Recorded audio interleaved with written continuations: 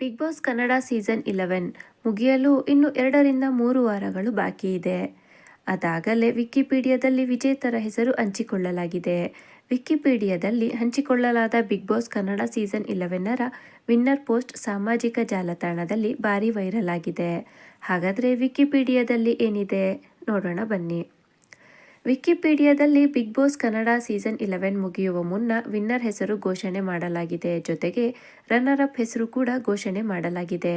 ಸಾಮಾನ್ಯವಾಗಿ ವಿಕಿಪೀಡಿಯಾದಲ್ಲಿ ಸಿಕ್ಕ ಮಾಹಿತಿ ನಿಖರವಾದ ಮಾಹಿತಿ ಎಂದು ಜನ ಭಾವಿಸ್ತಾರೆ. ಆದರೆ ಬಿಗ್ ಬಾಸ್ ಕನ್ನಡ ಸೀಸನ್ 11 ಮುಗಿಯುವ ಮುನ್ನ ಈ ಮಾಹಿತಿಯನ್ನು ವಿಕಿಪೀಡಿಯಾದಲ್ಲಿ ಹಂಚಿಕೊಳ್ಳಲಾಗಿದ್ದು ಭಾರಿ ಅನುಮಾನಗಳನ್ನು ಸೃಷ್ಟಿ ಮಾಡಿದೆ.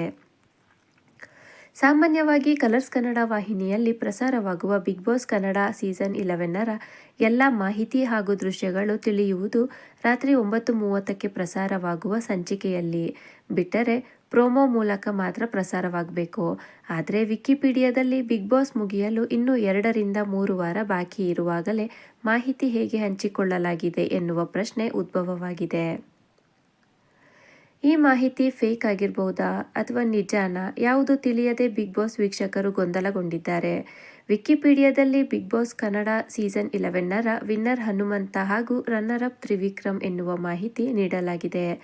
ಇದರೊಂದಿಗೆ ಸೀಸನ್ ಆರಂಭವಾದ ದಿನಾಂಕ, ಹೋಸ್ಟರ್ ಹೆಸರು, ಎಪಿಸೋಡ್ ಸಂಖ್ಯೆ ಹೇಗೆ ಎಲ್ಲ ಮಾಹಿತಿಯನ್ನ ನೀಡಲಾಗಿದೆ. ಇದು ಬಿಗ್ ಬಾಸ್ ತಂಡದಿಂದ ಪಡೆದ ಮಾಹಿತಿನಾ ಅಥವಾ ಇದೊಂದು ಫೇಕ್ ಅಕೌಂಟಾ? ಯಾವುದೂ ಕೂಡ ಗೊತ್ತಾಗ್ತಾ ಇಲ್ಲ. ಆದರೆ ವಿಕಿಪೀಡಿಯಾ ಮಾಹಿತಿ ಬಹುತೇಕ ಬಾರಿ ಸರಿಯಾಗೇ ಇರುತ್ತಾರೆ. ಆದರೆ ಯಾವುದೇ ಮಾಹಿತಿಯನ್ನು ವಿಕಿಪೀಡಿಯಾದಲ್ಲಿ ಖಾತರಿಯಿಂದ ಮಾತ್ರ ಹಂಚಿಕೊಳ್ಳಲಾಗುತ್ತದೆ. ಇಲ್ಲಿ ಬಿಗ್ ಬಾಸ್ ಕನ್ನಡ ಸೀಸನ್ 11 ಇನ್ನೂ ಕೂಡ ಮುಗಿದಿಲ್ಲ. ವಿನ್ನರ್ ಮತ್ತು ರನ್ನರ್ ಯಾರು ಅನ್ನೋದು ಕೂಡ ಸ್ಪಷ್ಟವಾಗಿಲ್ಲ. ಹೀಗಿರುವಾಗ ಅದು ಹೇಗೆ ವಿಕಿಪೀಡಿಯಾದಲ್ಲಿ ಈ ಮಾಹಿತಿ ಹಂಚಿಕೊಳ್ಳಲಾಗಿದೆ ಎನ್ನುವುದು ತಿಳಿಯದಾಗಿದೆ. ಬಹುತೇಕರು ಇದೊಂದು ಫೇಕ್ ಇನ್ಫಾರ್ಮೇಷನ್ ಅಂದರೆ, ಇನ್ನು ಕೆಲವರು ಇದೇ ಫೈನಲ್ ಅಂತ ಭಾವಿಸ್ತಾ ಇದ್ದಾರೆ. ಇನ್ನು ಹನುಮಂತ ಕಳೆದ ದಿನ ಫಿನಾಲೆ ಟಿಕೆಟ್ ಟಾಸ್ಕ್ನಲ್ಲಿ ಗೆದ್ದಿದ್ರು.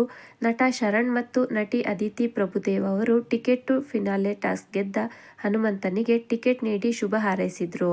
ಇದನ್ನೇ ವಿಕಿಪೀಡಿಯಾ ತಪ್ಪಾಗಿ ಭಾವಿಸ್ಬಿಡ್ತಾ ಎನ್ನುವ ಗೊಂದಲ ಕೂಡ ಇದೆ. ಹೀಗಾಗಿ ಯಾವುದು ಸರಿ ಯಾವುದು ತಪ್ಪು ಇದಕ್ಕೆ ಬಿಗ್ ಬಾಸ್ ತಂಡವೇ ಉತ್ತರ ನೀಡಬೇಕಿದೆ.